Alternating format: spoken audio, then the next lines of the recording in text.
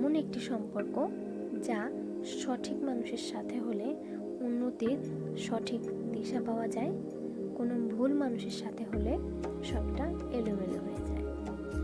সকলেই এই বিষয়ে ভেবে থাকে যে যার সাথে বর্তমানে রিলেশনে আছে সে কোনোদিন ছেড়ে যাবে না তো, অথবা রিলেশনে যাওয়ার আগে সবার মাথায় এই বিষয়ে ভাবনা আসে যে পরবর্তীতে কোনোভাবে ছেড়ে চলে যাবে বা ধোঁকা দেবে না তো।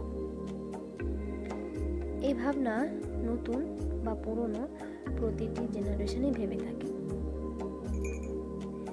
অথবা কোনো ক্ষেত্রে এটাও দেখা গিয়েছে যে সব কিছু ভালোভাবে চলতে চলতে ছোটোখাটো বিষয়ে ঝামেলা হয়ে তারপর বিচ্ছেদ। এখানে এই বিচ্ছেদের কারণ কোনো সেই ছোট বিষয়ে নয় বা জাগতিক কোনো কারণ নয়। এই বিচ্ছেদ বা ছেড়ে যাওয়ার পেছনে রয়েছে পূর্ব নির্ধারিত কিছু কারণ। আজ আলোচনা করব হস্তরেখা দ্বারা জাতক জাতিকার তার জীবনসঙ্গীর সাথে বিচ্ছেদ হওয়ার যোগ সম্বন্ধে। আমরা জানি হস্তরেখা বিচার করে কর্মক্ষেত্র, বাড়ি, গাড়ি, উন্নতি ক্ষেত্র, শত্রু, মিত্র, বৈধব্য যোগ প্রভৃতি বিচারের কথা আমরা অনেকবার শুনেছি। এই হস্তরেখা বিচার করে জাতক জাতিকার প্রেম সম্বন্ধীয় বিচ্ছেদের যোগ রয়েছে না সুখকর দিন রয়েছে তা কিভাবে জানা সম্ভব তা নিয়ে আলোচনা করা যাক।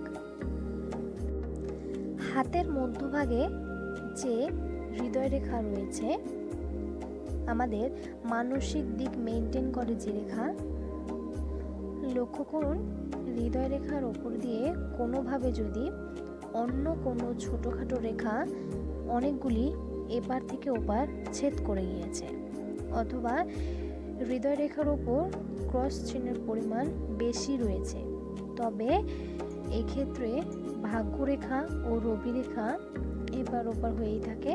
এই দুই রেখা বাদে অন্য কোনো ছোটোখাটো রেখা যদি হৃদয় রেখাকে বারংবার ছেদ করে থাকে, সেই জাতক বা জাতিকাদের বিচ্ছেদের সম্ভাবনা বেশি হয়ে থাকে।